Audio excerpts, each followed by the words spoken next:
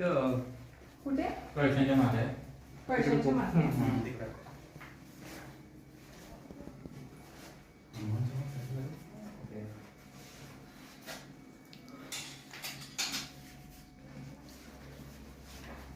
हे काय ठेवलंय त्याला खायला? नाही हे लहान बाळाचं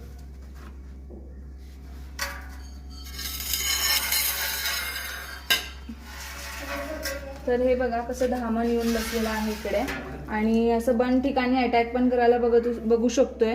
तर मी ह्याला असं हळू पकडतो पण तो बाईट पण करू शकतोय. कसं मला कव्हर करायला लागलाय बघा.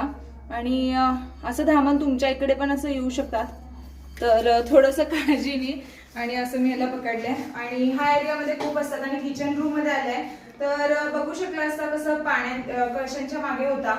आणि कालचा सुद्धा जर तुम्ही आमचे फॉलोअर्स असतील तर बघितला असेल की धामण कुठे येऊ शकतो.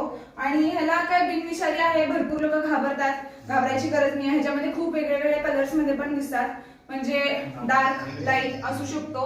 आणि शेपटीनं वगैरे मारतात म्हणतात तसं काहीच नाहीये. आणि हे बघा इथं गुंडाळायला लागलंय, असं काही गुंडाळून वगैरे पण मारतंय किंवा काहीच नसतं. तर असा धडपडी असतो हा धामण. तर कोण बघितलं? तुम्हीच बघितलं काय?